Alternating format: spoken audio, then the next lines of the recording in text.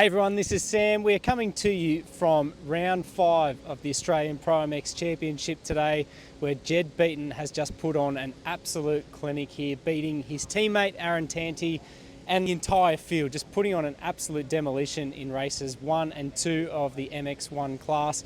Unfortunately for Kyle Webster, he just returned from the US where he had a shoulder problem, but I've just learnt that an abductor injury has basically had him in agony throughout those 2 motos, to the point where he could barely sit down. So we're going to leave him for today, but we are going to go and have a quick chat to our winner, Jed Beaton, and the CDR Factory Yamaha team boss, Craig Dack, to see exactly why he has been so strong this year.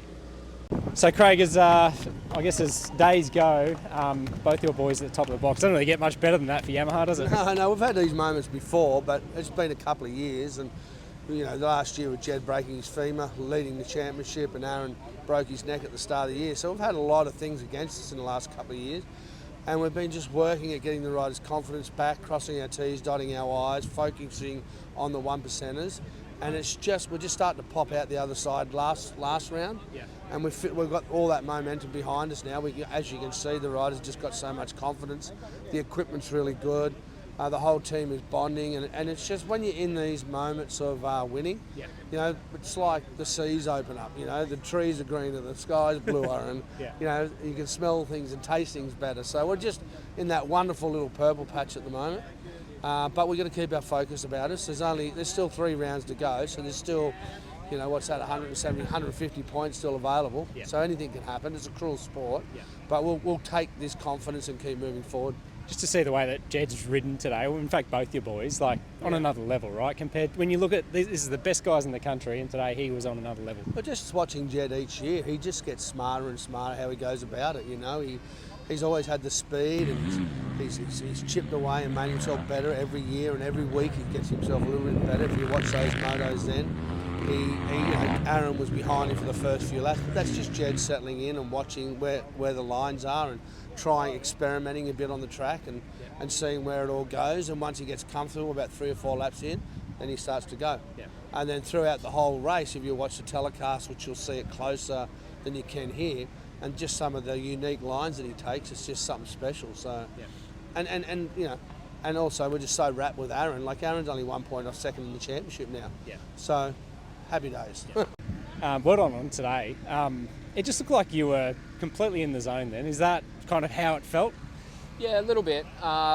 It's tough to answer that one. The track's always pretty tricky on the first couple of laps, and then you sort of get into a flow and find your lines. So until you do that, it's not very easy going. But yeah, at the end there, I felt like I had some solid lines and just tried to get into the flow and just tick off the laps. I could see Aaron, I was managing him, and then I was just trying to stay in that state of flow and keep it rolling. You and your brother Ross obviously have a pretty good reputation in these sort of conditions. I mean, how long does it take to sort of get to this point and, you know, be able to execute it at this sort of level?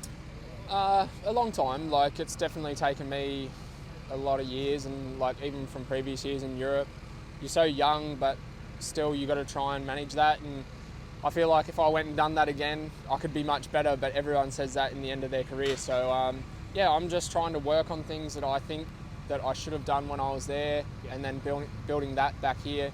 I feel like it's just working, and I'm just in a good place. I really enjoy riding at the moment. Sometimes when you're not having a good time, it can be a draining thing, but really enjoying it. The team's having a lot of fun, and you know, it shows when the whole team's having fun and we're all up. It's great. So it's awesome to see that. And how much of a boost has it been seeing Aaron progress this year as well? Like, to be only 1 point off second in the championship, it's pretty cool. Yeah, it's definitely good for him. Obviously, he's had a few tough years, so to see him just build back up and sort of, you know, from where he started to then come up now, it's good to see. Yeah. And as a teammate, it's always nice to see that. And we have a good relationship, get along really well. So it's nice. You mentioned the world stage. Obviously, MX of Nations later this year.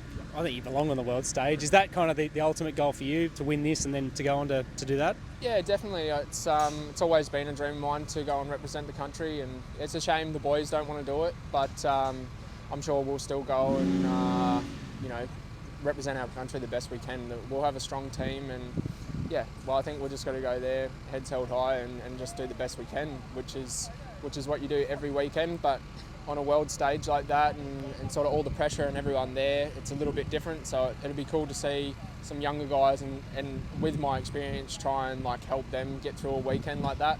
But if I was to be selected, I would love to go over and visit everyone that I haven't seen for a long time and race against them. Yeah. It's great to see you killing it. All the best for the rest of the season. Thank you.